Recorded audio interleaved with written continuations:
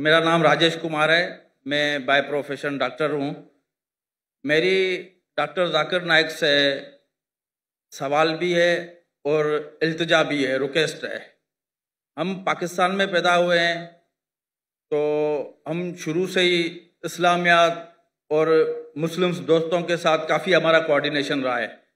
तो हमें इस्लाम के बारे में 100% नॉलेज तो नहीं है, लेकिन हमारा कुरान शरीफ पे बहुत ज़्यादा बिलीव है कि जो बातें कुरान शरीफ में लिखी हैं वो अटल है और अटल ही रहेंगी। मेरी रिक्वेस्ट और सवाल ये है कि हमारे मुल्क में डॉक्टर साहब आए हैं, डॉक्टर साहब की बड़ी ऑनर है। डॉक्टर साहब की बात गवर्नर साहब भी रखेंगे, हमारे दूसरे बड़े हुक्मरान जो इस वक्त लीड कर रहे हैं वो भी रखेंगे। तो मेरी इल्तिजा ये है कि हमारे मुल्क में शरई नफाज, शरीयत का कानून नाफिज होना चाहिए। उससे इस्लाम भी आगे आएगा, हम मुसलमान भी आगे आएंगे, हमारे मुल्क में लोगों को सपोर्ट भी होगी, लोगों का साथ भी होगा। जैसे सऊदी अरब में और दूसरे मुस्लिम ममालिक में, अफ़गानिस्तान में कोई चोरी करता है तो उसके हाथ काट दिए जाते हैं, कोई ज़िना करता है तो उसके साथ वही अमल होता है जो कुरान शरीफ में लिखा हुआ है। तो हमारे मुल्क पाकिस्तान में, जो कि इस्लाम बेस बना हुआ है, जिसमें हम इस्लाम की बातें सबसे ज़्यादा करते हैं, तो इधर भी मेरे हिसाब से ये कानून नाफिज होना चाहिए। फिर उसमें अगर कोई हिंदू है या कोई दूसरे मज़ाहब के लोग हैं, अगर वो भी कोई इस किस्म का कोई उनसे मिसहैप हो जाता है, तो जो सज़ा मुस्लिम के लिए वही सज़ा उनके लिए भी लागू होनी चाहिए। ये मेरी डॉक्टर साहब से रिक्वेस्ट है कि हमारे हुक्मरानों को ये अपनी तरफ से इल्तिजा करें कि हमारे मुल्क में ये शरई नफाज होना चाहिए। Thank you very much. Doctor Rajesh ने एक बहुत बेहतरीन इल्तिजा की है मुझसे और कहा है कि लोग मेरी पाकिस्तान में इज्जत करते हैं, अल्हम्दुलिल्लाह। तो वो कहते हैं मुझे कि आप पाकिस्तान में शरिया कानून क्यों नहीं नाफिज करें। करना चाहिए, ना कि सिर्फ मुसलमानों पर लेकिन गैर मुसलमानों पर। और जैसा मैंने पहले कहा था कि पाकिस्तान एक वाहिद मुल्क है सारी दुनिया में जो इस्लाम के नाम पे पैदा हुआ या कायम किया गया, वाहिद है। नाम भी है इस्लामिक रिपब्लिक ऑफ पाकिस्तान, वाहिद मुल्क जो इस्लाम के नाम पे अलहदा हुआ, अलग हुआ और सिर्फ बुनियाद डाली। और पाकिस्तान मतलब पाक जगह, स्तान मतलब जगह, पाक मतलब होली, पाकिस्तान। और थ्योरेटिकली जो मैं सुना हूं कि कुरान इज द कॉन्स्टिट्यूशन, जो कानून है कुरान का होना चाहिए। है क्या है पता नहीं मुझे, लेकिन जो हमारे हिंदू भाई डॉक्टर राजेश ने कहा और उसने फरमाया, ये उस वक्त साहबा के दौर, खुलफा राशिदीन के दौर, गैर मुस्लिम कहते थे, भले हम गैर मुस्लिम हैं लेकिन हम चाहते हैं कि एक मुस्लिम खलीफा रूल करे, क्योंकि वो मुस्लिम खलीफा में और सिक्योरिटी पाते थे कि हम यहाँ और महफूज रहेंगे, हमारे कोई चोरी नहीं होंगी, यहाँ कोई बलात्कार नहीं होगा, कोई चीटिंग नहीं होगी, इसीलिए अमन चाहते हैं। भाई साहब ने जो इल्तिजा की है मुझसे, मैं तो हमेशा नॉट पाकिस्तान जो भी हुक्मरान से मिलता हूँ तो अल्लाह ताला मेरा हिसाब किताब तो लेंगे ना। ये कौन है जाकिर भाई? अल्लाह ने मुझे मिलाया क्यों हुक्मरान से? अल्लाह जब मिलाता है मुझे कोई हुक्मरान से, या कोई प्राइम मिनिस्टर हो या प्रेसिडेंट हो या मलिक हो या शेख हो, मैं पहले ये भापता हूं कि ये मेरे कितना करीब है, कितना करीब है। और क्योंकि ऐसी कुछ चीज कहना कि मुझे पता है 100% नहीं मानने वाला है, तो छोटी चीज कहो ना तो मानेगा। क्योंकि जब मैं मिलता हूं जो हेड्स ऑफ स्टेट से, माशाअल्लाह हमारे वहाँ 50 से 85 से ज्यादा तो मिल चुका हूं मैं, जो मुस्लिम ममालिक के है, गैर मुस्लिम ममालिक हेड्स ऑफ स्टेट से भी मिला हूं मैं। अल्हम्दुलिल्लाह अल्लाह ने मुझे नवाजा है। मैं कुछ नहीं, मैं नाचीज हूं। तो जब मिलता हूं तो अल्लाह ताला में हिसाब किताब लेंगे ना, मैंने तुझको मिला, तूने किया क्या, बराबर कि नहीं? तो ये मुझे एज अ दाई मुझे देखना चाहिए वो उसके नजदीक मेरी इज्जत कितनी, और बेस्ड ऑन इज्जत मैं रिकमेंडेशन देता हूं। मैं एक मिसाल दूंगा आपकी जवाब पूरा करने के पहले।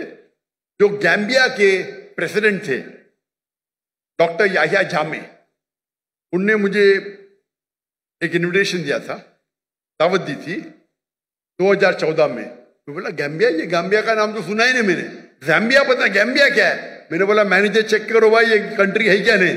तो बोला छोटी कंट्री है वेस्ट अफ्रीका में, छोटी सी, जिसकी पॉपुलेशन 2 मिलियन है। तो बोला हाँ डॉक्टर साहब है ही कंट्री। तो मैंने बोला अच्छा मैं आता हूं।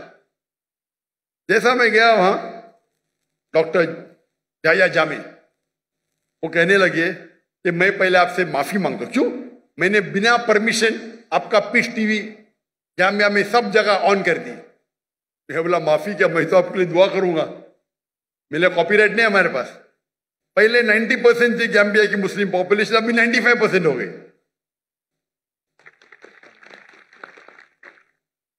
और मुझे वो चाहते थे।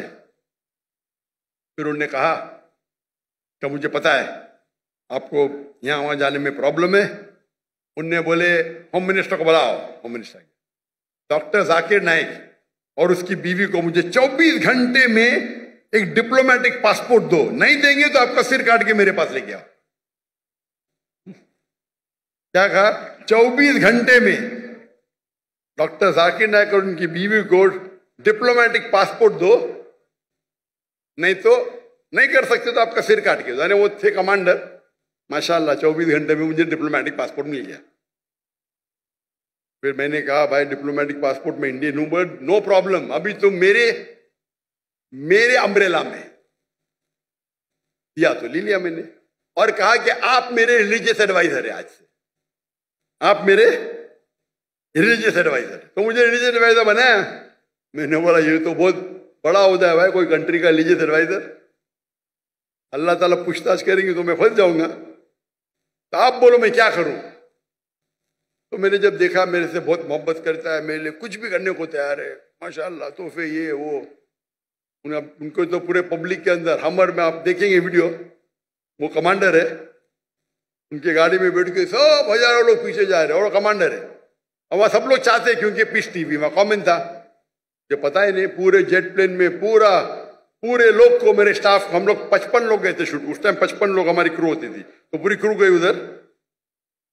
और कहा कि हर एक आदमी को, एक एक स्टाफ को अलग अलग कमरा। मैंने बोला इस्राफ है। नहीं भाई प्रेसिडेंट की तरफ से आया, एक एक आदमी को 5 स्टार में अलग अलग कमरा। फिर मैंने कहा उनसे, मैंने बैठा, डिस्कशन किया, काफी घंटे बैठे। फिर मैंने कहा कि सबसे बेहतरीन होगा आपको अपनी आखिरत के लिए आप अपने मुल्क को इस्लामिक करो और इस्लामिक कानून लगाओ। तो उन्होंने कहा मुझे 1 साल का मौका दो डॉक्टर साहब, 1 साल का। मेरा वादा है कि 1 साल में मैं रिपब्लिक ऑफ गैम्बिया को इस्लामिक रिपब्लिक ऑफ गैम्बिया बनाऊंगा। अल्हम्दुलिल्लाह 11 महीने में उन्हें लेटर लिखा मुझे, ये कंट्री गैम्बिया इस्लामिक रिपब्लिक बन गई, माशाल्लाह। ठीक है, नाम के करने के बाद काम भी होना चाहिए, तो आस्ते आस्ते वक्त लगता है। तो मैंने गाइडेंस दी, इस तरह करो, ऐसा करो। ये खाली एक ही, बहुत से लोग से बात करता हूँ, मिलते रहता हूँ, अल्लाह ताला मौका देता है। ये बहुत करीब थे मेरे माशाल्लाह। तो फिर उन्हें लागू करना शुरू किए फौरन। जो मुसलमान के क्या बोलते हैं, गॉड फादर है मेरे ने भाई, अक्सर मुस्लिम कंट्री के गॉड फादर है ना, अंकल सैम। पता अंकल सैम कौन है? Uncle Sam USA. जैसा उनने कहा, उनने मुझसे कहा कि यूरोपियन यूनियन मुझे 30 मिलियन यूरो दे रही है, उनकी शर्त है कि आप होमोसेक्सुअलिटी को प्रमोट करें, क्रिमिनल निकाल दो। जो क्रिमिनल कोड है कि होमोसेक्सुअलिटी इज अ क्राइम, उसको निकाल दो, आपको 30 मिलियन यूरो देंगे। और 30 मिलियन यूरो गैम्बिया के लिए बहुत बड़ी अमाउंट होती है। उनने मुझसे पूछा क्या करूं? मैंने बोला 30 मिलियन का, उनको बोलो कि 30 बिलियन भी देंगे तो मैं नहीं करूंगा। और उनने ठुकरा दिया। मैं ये नहीं कहता हूं कि वो एकदम अच्छे प्रैक्टिसिंग मुसलमान थे, लेकिन मेरी कोशिश है कि उनको इस्लाम के करीब लेके आऊं, कोशिश करूं। अफसोस की बात है क्योंकि हमारे जितने, और वो ऐसे शख्स थे बोलते मैं किससे डरता नहीं हूं, उनके पास छड़ी रहती थी, छड़ी में तलवार रहती थी। वो यूएनओ में जाके मुझे कहते थे, doctor Zakir, I am the only Muslim leader who goes there and starts with बिस्मिल्लाहिर्रहमानिर्रहीम। No one, I am a Muslim, I am proud to be one. Height भी थी माशाल्लाह उनकी। 1 साल होने के बाद इमीडिएटली इलेक्शन के अंदर वो ओवर पावर करते और उनको छोड़ने पड़ा कंट्री। 25 साल रूल किए। जब उनने अपने कंट्री को इस्लामिक कर दिए, वो कह रहे थे this is the 4th Islamic country या 5th, Pakistan, Iran, I think Afghanistan, तो वो कह रहे थे 4th या 5वीं कंट्री है।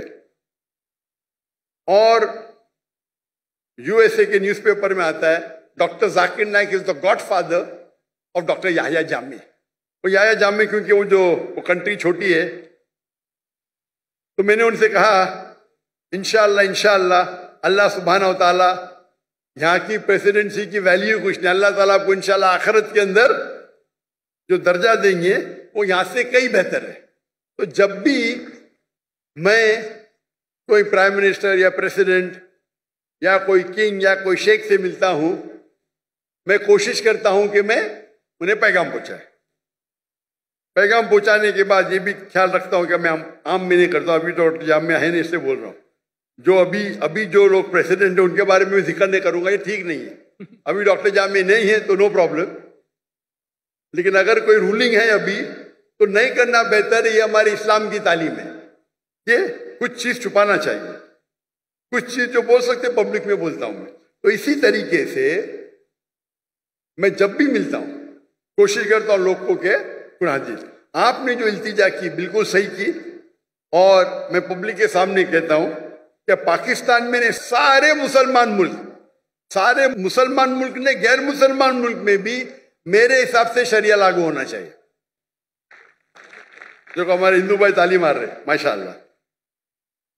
आप चाहे या ना चाहे, मैं चाहूं या नहीं चाहूं, कुरान मजीद में अल्लाह ताला ऑलरेडी फरमाते हैं 3 जगह, सूरह तौबा सूरह नंबर 9 आयत नंबर 33, सूरह फतह सूरह नंबर 48 आयत नंबर 28 और सूरह सफ सूरह नंबर 61 आयत नंबर 9 में अल्लाह ताला फरमाते हुवल्लज़ी अरसला रसूलहु बिल हुदा वद्दीनुल हक लियुज़हिरहु अला दीन कुल्ले। क्या अल्लाह ने अपने आखिरी पैगंबर मोहम्मद सल्लल्लाहु अलैहि वसल्लम को भेजा दीनुल हक के साथ, ताकि वो सारे मज़ाहिब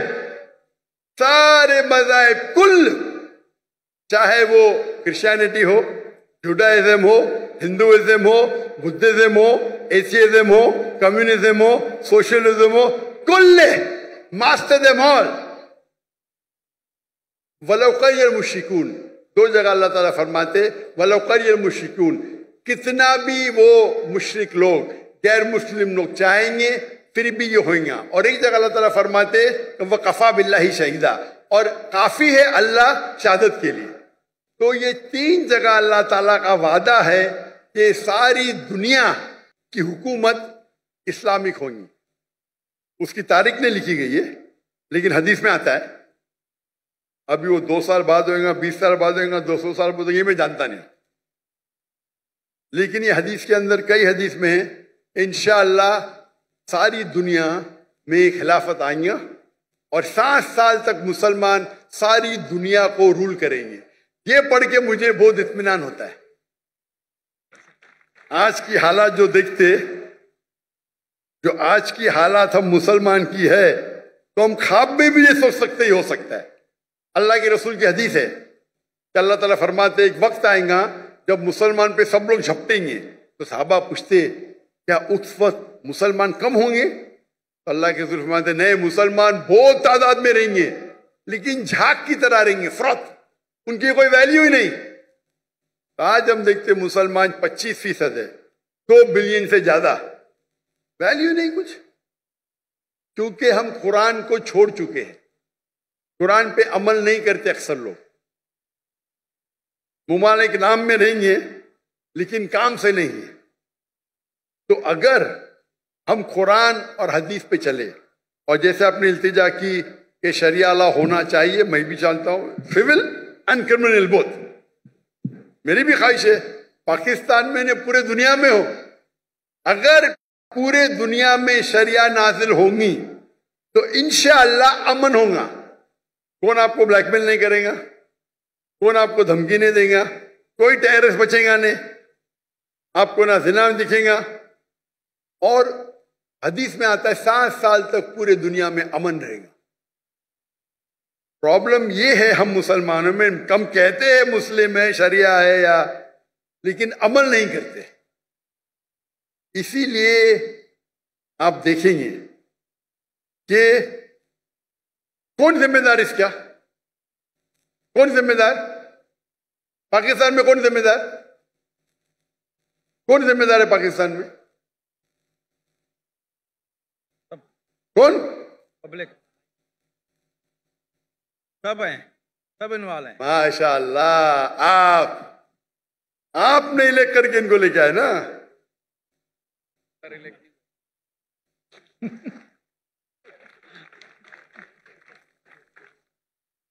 डेमोक्रेसी इस्लाम में अलग डेमोक्रेसी तो ऐसी होती नहीं, बट फिर भी आप है, अगर आप चाहे कि वो लोग आए जो इस्लाम को कायम करे, अभी के लोग भी कायम करना चाहते हो मुझे पता नहीं, आप लोग अगर करेंगे, आप चाहेंगे तो हो सकता है, आप नहीं चाहते होंगे, आपकी गलती है। तो अगर हम चाहते हैं तो बिल्कुल आसान है, और ये मुल्क की बुनियादी है इस्लाम। इस्लाम के नाम पे अलग हुआ तो आपके लिए तो और आसान है, आपके कॉन्स्टिट्यूशन में लिखा हुआ है, हमारे कॉन्स्टिट्यूशन में तो नहीं है, आपके कॉन्स्टिट्यूशन में।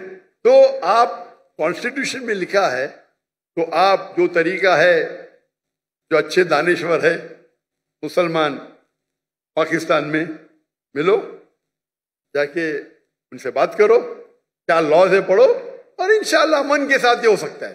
बेनसीब हाथ में आपके है, मेरे नहीं। जितना अल्लाह ने मुझे सहला दी, मैं तो दावत देता हूं, वो तो मेरा काम है, लेकिन कि चाबी आपके हाथ में, मेरे हाथ में नहीं। मैं तो आया कल चले जाऊंगा, बराबर के नहीं, चाबी आपके हाथ में, आपसे पूछताछ होगी। तो जैसे भाई साहब ने क्या, मैं रिक्वेस्ट तो कर दिया हूं, इंशाअल्लाह हम देखेंगे कितना जल्दी होता है कि पाकिस्तान के अंदर ही नहीं, सारी दुनिया में, ये लेक्चर में कहता हूं मैं, सारी दुनिया में इस्लाम का कानून होना चाहिए। और मैं ये कहता हूं अगर डिबेट हो जाए, debate, let's have a debate कि कौन सा कानून बेस्ट है, क्रिश्चियन हो या हिंदू हो या इस्लामिक हो, सेक्युलर हो, इस्लाम की तरफ से मैं आऊंगा। मैं कोई आलिम स्कॉलर नहीं हूं, मैं बोला अगर दम है किसको तो डिबेट करो भाई, मैं साबित करूंगा साइंटिफिकली, लॉजिकली, कोई बेहतर कानून नहीं बनिस्बत अल्लाह के। आप कोई यूएसए का कॉन्स्टिट्यूशन लेके आओ, इंडिया का कॉन्स्टिट्यूशन लेके आओ, यूके का लेके आओ, पाकिस्तान का पता नहीं मुझे, कोई भी कॉन्स्टिट्यूशन लेके आओ, इस्लाम की तरफ से मैं नुमाइंदगी करूंगा इंशाअल्लाह। कोई नया कॉन्स्टिट्यूशन मुझे वक्त देना पढ़ने के लिए, नहीं पता तो पढ़ूंगा ना मैं, तहकीक करूंगा ना, तहकीक करके इंशाअल्लाह इस्लाम की तरफ से मैं हाजिर हूं, साबित करूंगा। लाइव डिबेट फ्री, बड़े मैदान में करेंगे। कि भाई साहब ने 1 लाख का गलत कहा, वो 1 मिलियन का तर्जुमा 1 लाख कर दिया इनने। 1 मिलियन का तर्जुमा होता है 10 लाख, सबसे बड़े गैदरिंग 10 लाख, किशनगंज में 10 लाख, 1 लाख नहीं, 1 मिलियन का तर्जुमा होता है 10 लाख, सबसे बड़ी गैदरिंग 10 लाख है। इंशाअल्लाह अगर कानून पे बहस हुआ तो 10 लाख के 1 करोड़ आ जाएंगे इंशाअल्लाह, ठीक है ना। इस्लाम के तरफ से मैं नुमाइंदगी करूंगा। अब डॉक्टर राजेश, आपने मुझे इल्तिजा की, मैंने बोल दिया जवाब। मैं आपसे पूछना चाहता हूँ, क्या आप एक खुदा में मानते? हाँ, आप मानते कि बुत परस्ती सही है क्या गलत है? बिल्कुल सही नहीं है, बुत परस्ती गलत है। माशाअल्लाह। आप मानते हैं कि मोहम्मद सल्लल्लाहु अलैहि वसल्लम अल्लाह के पैगंबर है? बिल्कुल माशाअल्लाह। तो ये 2 चीज जिस तरीके से मैंने कुछ लम्हों पहले कहा था कि इस्लाम में एंटर होने के लिए दो चीज की जरूरत है। मानो कि एक खुदा है और उसका कोई माबूद नहीं, कोई मूर्ति नहीं, और मोहम्मद सल्लल्लाहु अलैहि वसल्लम आखिरी पैगंबर। आप तो दोनों में मानते, तो मेरे हिसाब से आप मुसलमान हैं। माशाल्लाह, आप समझे ना? बिल्कुल। मैंने तकरीर की है similarity between Islam and Hinduism. बाद में मेरे एक और सवाल है। पहले मेरे सवाल का जवाब दीजिए ना। क्या? नहीं, मेरा सवाल था, आप मानते खुदा एक है, जी हाँ। आप मानते अल्लाह के रसूल मोहम्मद सल्लल्लाहु अलैहि वसल्लम है, तो उसका मतलब मुस्लिम है आप। माशाल्लाह। तो आप चाहेंगे शहादत देने के लिए? शहादत मुसलमान होने के लिए शहादत देने की जरूरत। मान लो आप मुस्लिम है, तो मेरे हिसाब से आप मुस्लिम हैं, मेरे हिसाब से। और जो इल्तिजा आपने की यहाँ के कि कोई भी मुस्लिम में दम नहीं था, बाकी नहीं किया। इधर हजारों लोग हैं, 50,000 लोग हैं, इसमें दम ही नहीं था। जी हाँ, आप मर्द के बच्चे माशाल्लाह, इसीलिए मैं आपकी इज्जत करता हूँ। बिल्कुल, समझे ना? डॉक्टर साहब, आपसे सबकी मोहब्बत है। जी हाँ, अल्लाह पाक सबको खुश रखे। आमीन। जितने भी हमारे ऑडियंस हैं, आप लोग भी खैरियत से पाकिस्तान से अपने मंजिल मकसूद तक चले जाएं। जी हाँ, और इंशाल्लाह नेक्स्ट टाइम जब आप आएंगे तो इससे भी अच्छा प्रोग्राम होगा इंशाल्लाह। और उसमें इंशाल्लाह कोई हमारी इससे भी अच्छी बातें होंगी।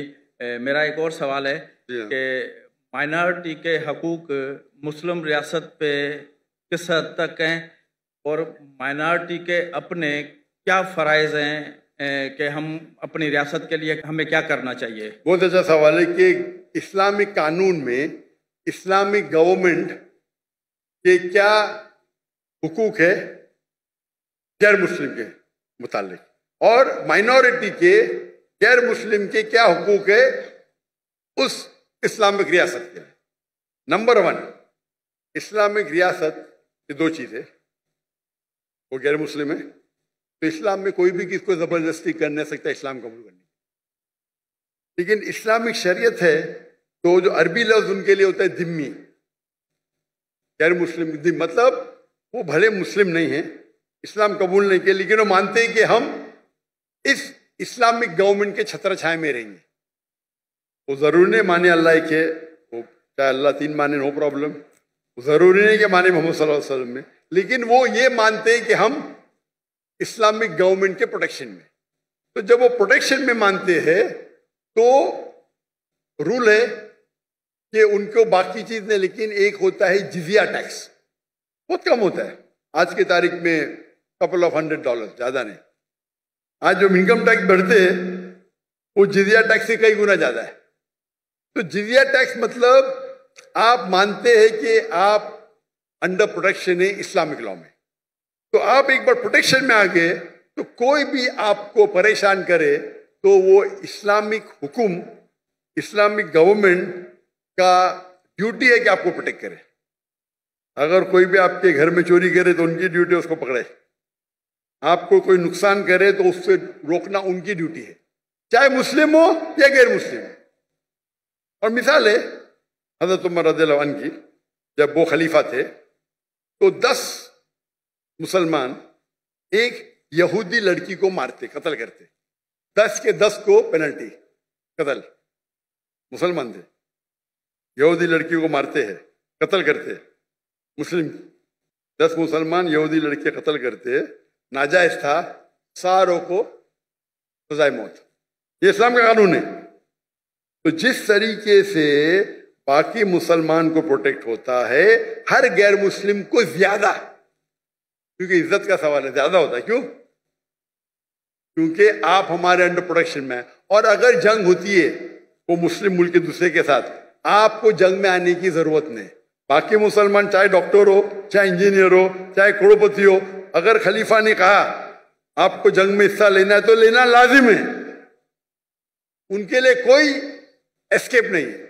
लेकिन गैर मुसलमान के लिए वो अपने घर पे सुकून से रह सकते, दे विल बी प्रोटेक्टेड। तो आप कंपेयर करो, आप इतना इनकम टैक्स देते आम शहर में, फिर भी प्रॉब्लम होता है। यहाँ जिजिया दो, मानो यू आर वेल। इसीलिए आप हिस्ट्री देखेंगे, सहाबा के दौर, खुलफा राशिदीन के दौर, गैर मुस्लिम चाहते थे, इनवाइट करते थे गैर मुस्लिम, यहाँ आके भाई हमारे राज्य को निकालो, आप आके रूल करो।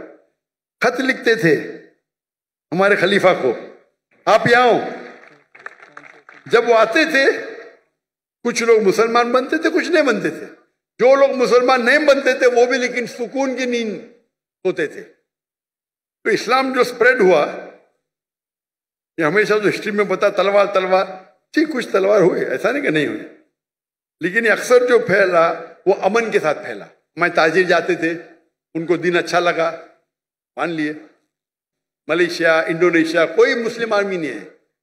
तो और आपका दूसरा पार्ट सवाल का कि गैर मुस्लिम के हुकूक क्या है? गैर मुस्लिम के हुकूक ये है क्या वो देखे और रूल को फॉलो करे, जो कानून है उसको फॉलो करे। ऐसा नहीं कि वो कानून तोड़े तो उनको भी पनिशमेंट मिलेगी, तो जो कानून है उसको फॉलो करे। ये देखे कि वो कोई भी इस्लामिक चीज के खिलाफ ना बात करे, नहीं माने नो प्रॉब्लम, लेकिन आगे अगर नारे लगाए गए इनके खिलाफ उनके तो ये गलत है, तो आपको रूल्स फॉलो करना चाहिए।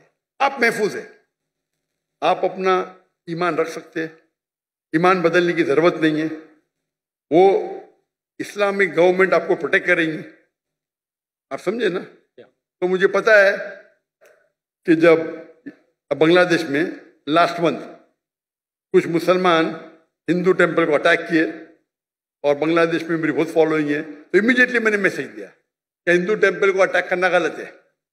कोई भी प्लेस ऑफ वर्शिप, चाहे गुरुद्वार हो, चाहे मंदिर हो, चाहे चर्च हो, चाहे यहूद का हो, अटैक नहीं कर सकते। अगर सिर्फ फितना या कुछ कर रहे तो अलग बात है, लेकिन आमतौर पे अगर कोई भी प्लेसेस ऑफ वर्शिप है वो इस्लामिक मुल्क में महफूज है, महफूज है।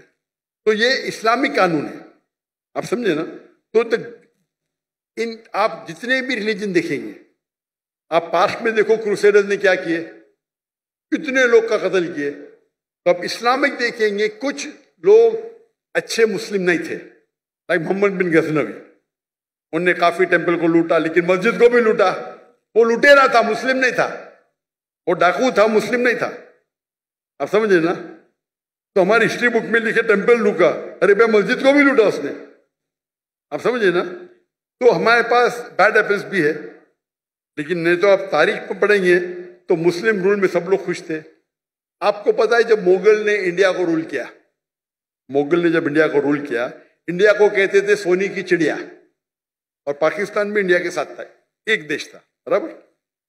800 साल, 1000 साल जब मुगल ने उन्हें आके रूल किए, उनने इंडिया को बढ़ाया, अमीर बनाया। दुनिया का 25% जीडीपी सिर्फ हिंदुस्तान था, एक शहर, पॉपुलेशन भी कम थी। जब ब्रिटिशर्स आए क्या किए, लूटे इंडिया की शहर, पूरी दौलत को लेके गए, कोहिनूर हीरा लेके। मुगल जब आए तो इंडिया को अपना घर बनाए, हिंदू के साथ भाईचारा था, कंट्री इकोनॉमी बड़ी, सब लोग पावरफुल थे। जब ब्रिटिशर्स आके लूटे तो ब्रिटिशर्स ने पूरी दौलत लेके गए, हमको गुलाम बनाए, हम तफर्रुक पैदा किए, डिवाइड एंड रूल। आज की गवर्नमेंट यूके को तारीफ करती है और मुस्लिम को गाली देती है।